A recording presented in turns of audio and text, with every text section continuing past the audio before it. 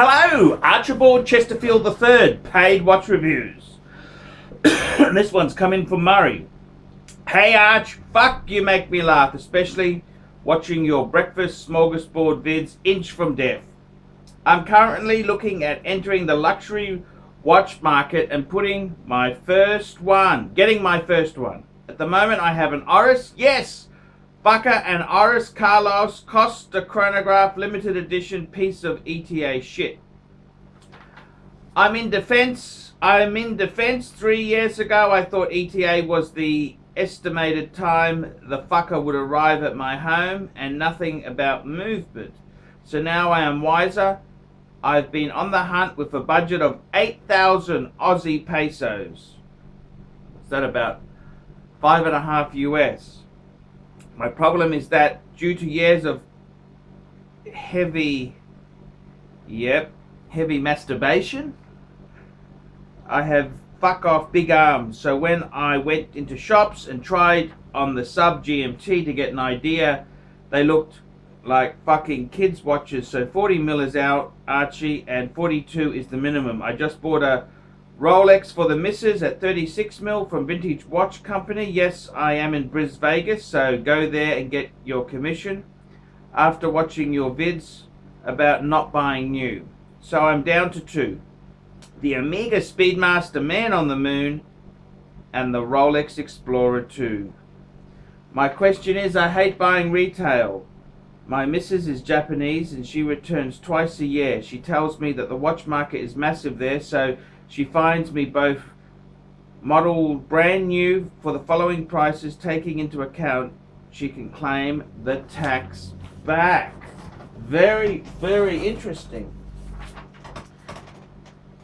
As she is fucking off back to Australia. Omega, Man on the Moon, 42.50 Australian. Rolex Explorer II, 42 mil, 8,000 Aussie.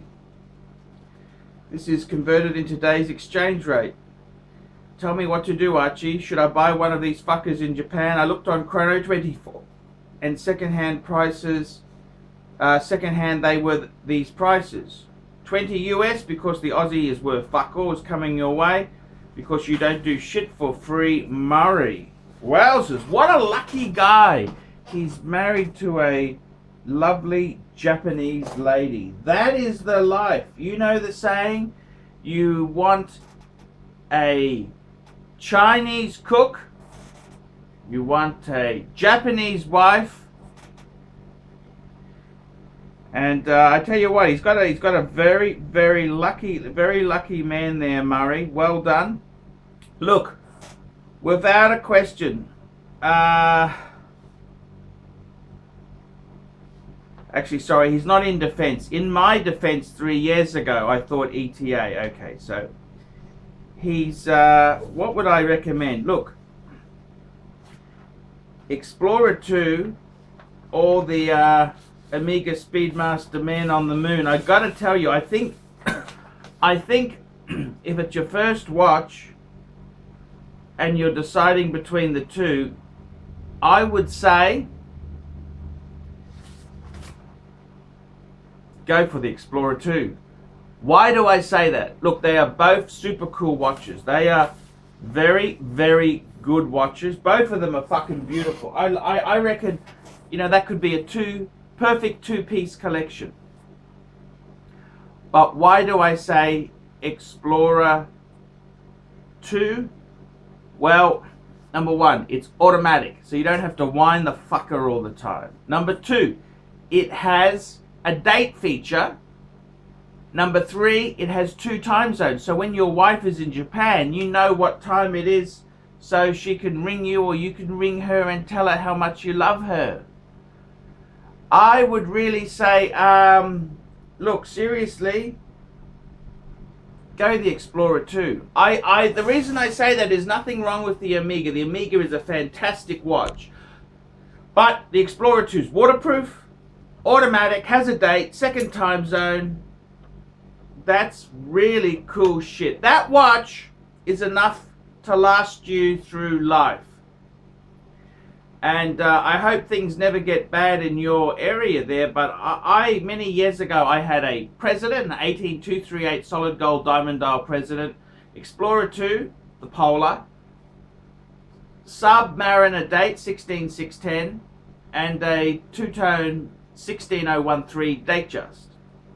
Business went to shit. I immediately, well, I sold the plastic two-tone date just. Then I sold the President. That was just too expensive to keep. So I had the Sub and the Explorer II. I flicked the Sub and had the Explorer II. And then I sold the Explorer II, which led to career depression, and it led to 12 months of misery until I bought a replacement watch. So definitely Explorer II. I think that is a watch for a man which can just go through life. You can go through life wearing it. What do I think buying it in Japan, getting the tax back? Sure, why not? Why not? Your wife's Japanese. They're not gonna, really rip her off. Japanese are pretty good sellers, actually. They're honest little fuckers. So I think, look, why not? If you can get a deal on a new one, a used one. Sometimes they have grey market dealers. They may not be official Rolex agents, but that doesn't matter. That's good enough in my book. Pull the fucking trigger. Definitely pull the trigger. 100% pull the trigger. I reckon that's a very, very cool watch. It's a great watch. You can go through life with that watch. The Explorer II, perfect. That's not to say there's anything wrong with the Speedmaster, just that if you've got one watch, I reckon you could go through life with just the Explorer II. It's such a cool fucking watch. And the missus has already got a Rolex. It'd be perfect. Get the Explorer II. I'm Archibald Chesterfield III. Tell me what you fuckers think of that. Nice one, Archie. Great vid.